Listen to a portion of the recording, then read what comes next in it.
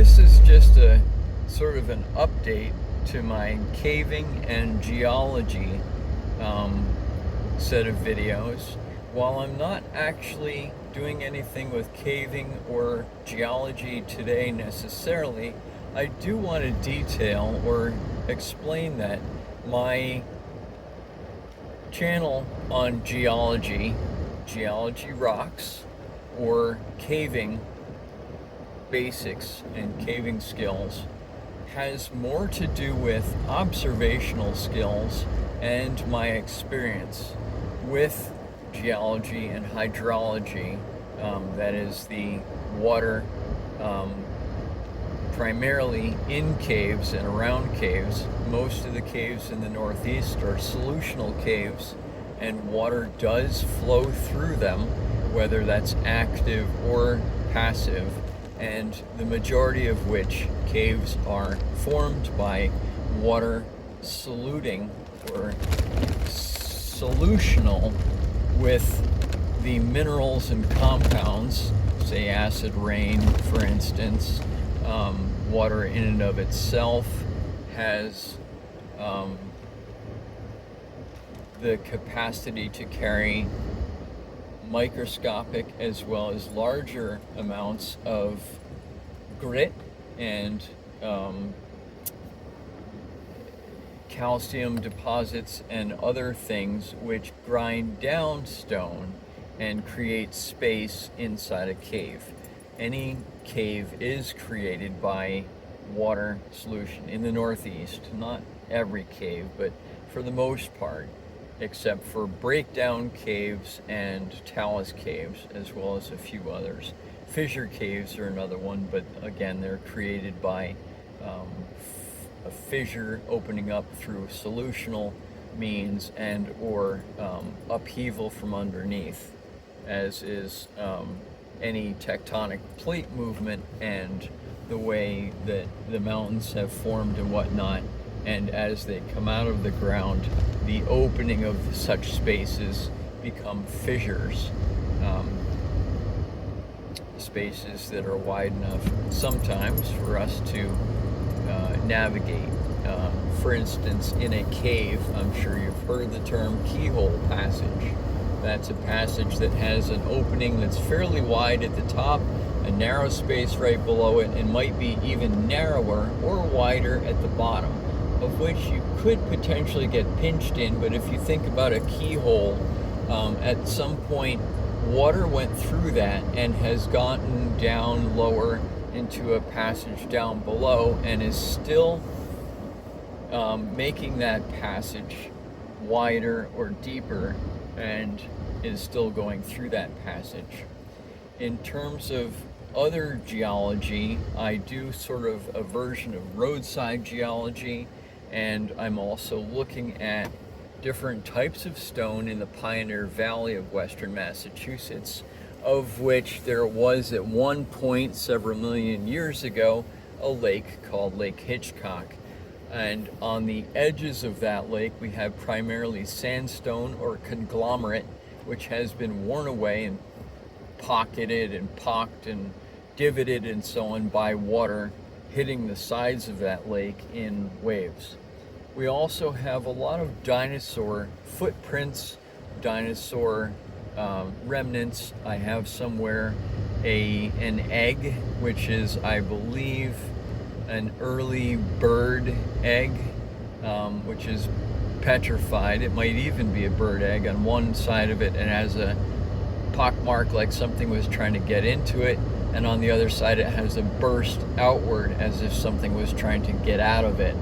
I've never had it sliced in half, and I never will, because I love the mystery of what that egg represents for me, and what that egg represents in terms of being in a valley which has a long history of geological and animal life, or reptile life as the case might be, being that there are dinosaurs here. There's a lot of basalt up high and around the valley, and at some point I will go to a place called Dinosaur Footprints along Route 5 in Holyoke and give a talk there as well. I don't consider myself a professional in geology, although I do aspire to knowing quite a bit about geology, particularly in the Pioneer Valley and the Hudson Valley in the Northeast.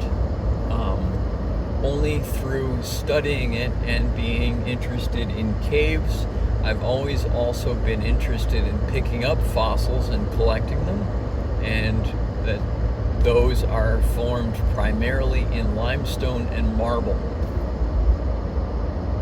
So those are two types of stone that I see fairly regularly and have an interest in: limestone and marble, and different types of limestone and marble, and the different periods that those were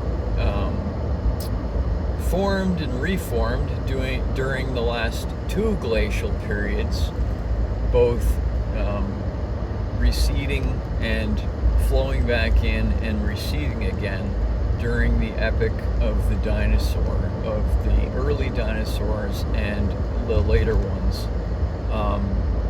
There's a cave that I know very well in upstate New York, which I'm sure you've heard about, Clarksville Cave, which the Northeast Cave Conservancy oversees.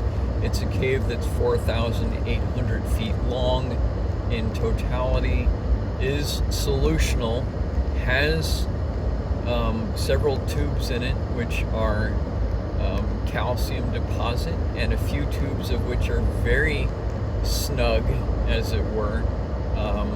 The corkscrew, for instance, is what I would consider a chest compressor. It's very snug right up against the body, but again, it's features inside it.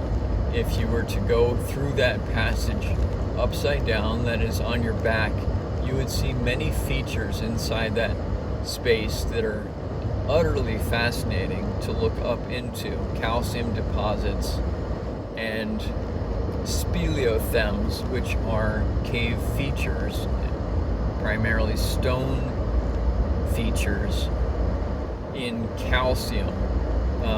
Looking up into the ceiling, looking beyond in fissures and so forth, there are a plethora of things to look at there.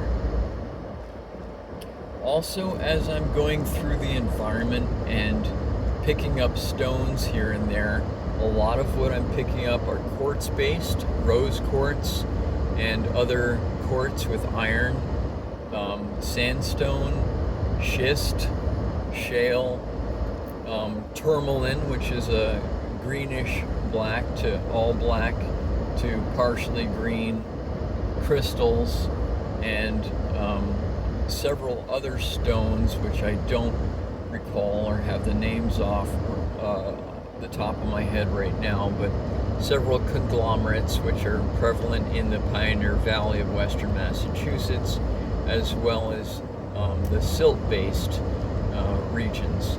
In the Hudson Valley, and also in a few places in the Pioneer Valley, I have also found, particularly in the early spring or early winter, as the ground begins to freeze or thaw out on either side of winter, stones that look like they're floating or sinking. And this is something that happens during freezing and thawing. A stone will separate from the surrounding ground and either sink down in or rise above, in and of itself, separate from the surrounding soil. Something that is, I've found a lot of places in the Hudson Valley, particularly near streams, rivers, and tributaries to the Hudson River, are arrowheads and artifacts that the Native Americans left behind or had disregard for. I don't collect those anymore. It's simply too challenging to carry around tons of stone. So there's another thing. I found a few artifacts in the Pioneer Valley in different times, and these are also things that interest me. While most of the arrowheads and tools, early tools that Native American use Americans used in the Pioneer Valley and the Hudson Valley came from elsewhere. They are primarily chert and or obsidian based, and were used to flake, which is a style of chipping away at it using another stone and a piece of cloth to make a sharp edge. Obsidian, of which is sharper than a razor and has the ability to separate cells, so that if it's used in cutting open flesh, it can literally cut between cells and therefore prevent bleeding. Say, for the aid of cutting meat without having blood exude from the meat so that animals would be attracted to it. That's something about obsidian per se, but not about chert necessarily. That is, obsidian, if it has been flaked to an extremely sharp edge, of which is capable of cutting. Also, that those edges and points have been used as arrowhead tips and either lined with poison, locally, plants, or toxins which cause nerve damage or nerve asphyxiation, thereby leaving the animal or rendering the animal helpless, so that the person could take it without it having moved or whatnot, if they didn't have the means of going after it with a dog, say, or without clubbing it or whatnot. So there's just a tidbit of geology that I wanted to share. My expertise in geology, I would say, is not at expert level, but having lived in the Pioneer Valley for approximately 30 years and having been raised in the Hudson Valley of upstate New York, primarily Columbia County, I have a fair bit of knowledge and in the field study of geology as it pertains to natural history and the environment and in native lore and so forth. Again, thank you for watching, and if you're getting something out of this, please consider subscribing and passing this along to people that you're interested in sharing it with.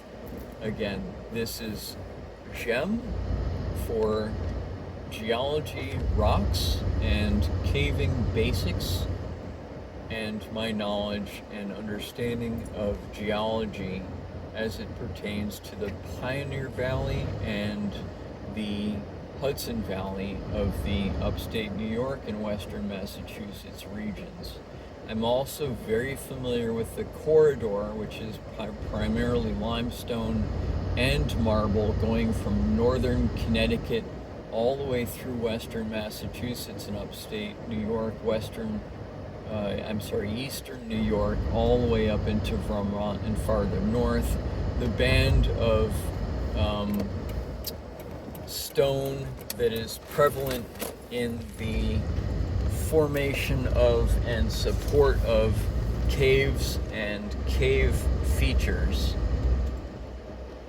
Again, thank you much for your observation and for your continued support, and I look forward to our next talk. Thank you. Cheers.